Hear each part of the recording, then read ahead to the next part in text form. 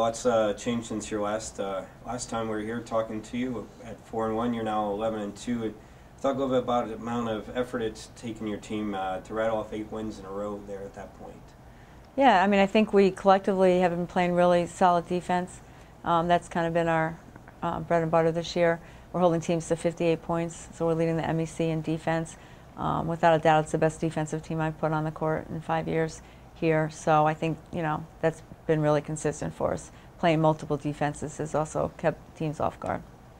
Well, winning 10 of your last 11, you're off best start since you've been here. What do you need to do to continue this level of success? Yeah, we just have to go into each game. We say it's a faceless opponent, so it doesn't matter who we're playing, because anyone in the conference can beat anyone.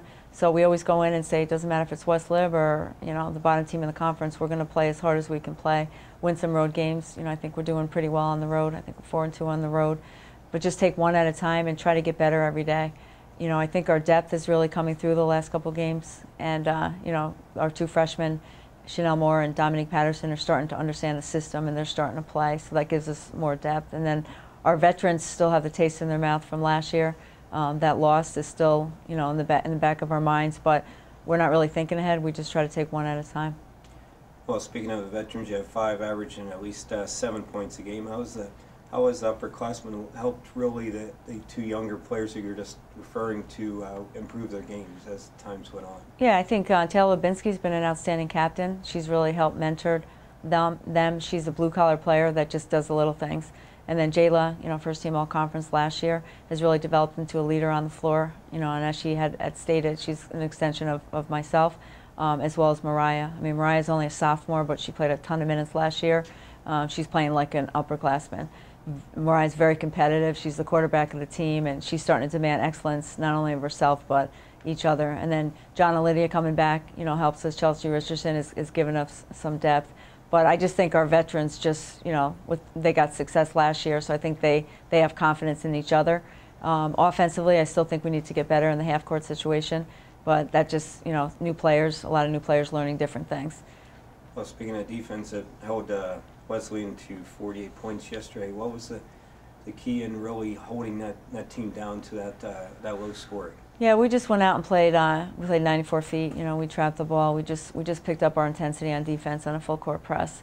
But we also switched defenses. You know, between a 1-3-1 and our matchup zone, and you know, switch it with man and just rotate different players in. So I think a lot of times when we play 94 feet, we just play a lot more energized, get easy shots. You know, we still miss too many layups yesterday, and we have to start locking in, because if we miss layups against Glenville, we don't have a shot to win. Now, you play a drastically different team in Glenville yesterday. That they were actually held to their season low yesterday, but they'll be wanting to score in a 90-plus point range. How can we make that differentiate and keep it down to like we did yesterday? Yeah, Glenville's averaging 94 points, and they're forcing teams to commit 27 turnovers. They have 8 kids that shoot threes. So we have to, you know, obviously play defense at the arc. But the biggest thing about Glenville is we have to control the tempo. You know, they press a lot. We do get layups on their press, so we have to take layups when we have it. But we can't take long twos. We have to take care of the ball. We have to keep the offense spread out, and we have to rebound. They rebound extremely well. They have a couple kids that just offensively just get to the glass. So I think rebounding, eliminating our turnovers by taking care of the ball. They will jump us over half court, so we have to make sure we have pressure release and just us control the tempos and making good decisions. Well, lastly, you continue on the road on Saturday at Concord. Another big challenge on the road for us. Yeah, yeah. I think every team is. You know, Concord. You know, Kenny Osborne has a lot of kids that are just big and physical. So their physicality is something we don't always see. So they're a much different style than Glenville. They don't score as many points, but they're going to play physical at the post. They're going to double on the post.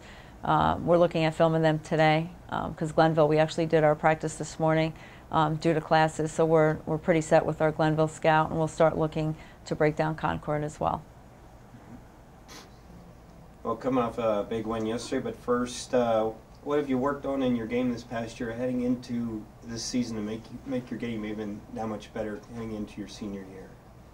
I think I've been working on trying to give my teammates the ball and getting them better, doing little things that don't show up in the stat sheet. What do you see as your your important role on this team, especially with how strong of a start you've had?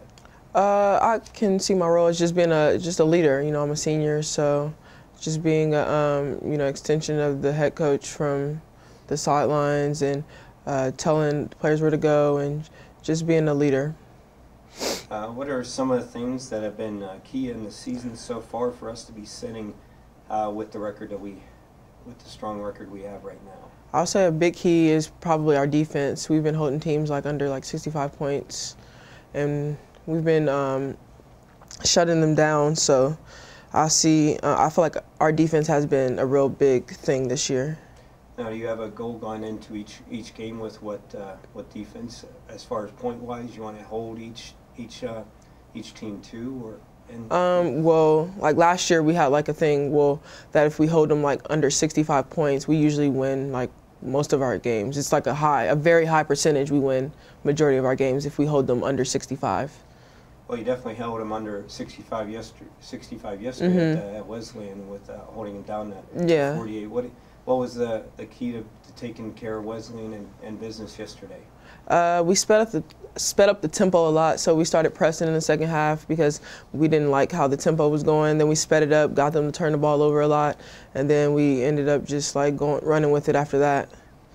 Well, I hope you like playing on the road as you head back there tomorrow at Glenville. How is it going to be to play here with how fast the tempo they play and how high a scoring they get to play? We're definitely going to have to slow it down because we don't want to get into like a track race with them because like that's just not our style of game.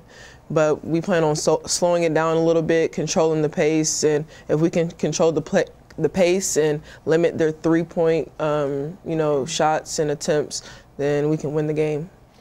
Well, then you have another hard one this coming weekend at Concord. Talk a little bit about how it will be to continue on the road like that. That's going to be more mental than anything, just because we're on the road like 3 times this week. We have a lot of away games. So when we play this weekend, we just have to come together as a team. Everybody's going to be mentally tired, but one of those games you just have to battle and come together and get the win.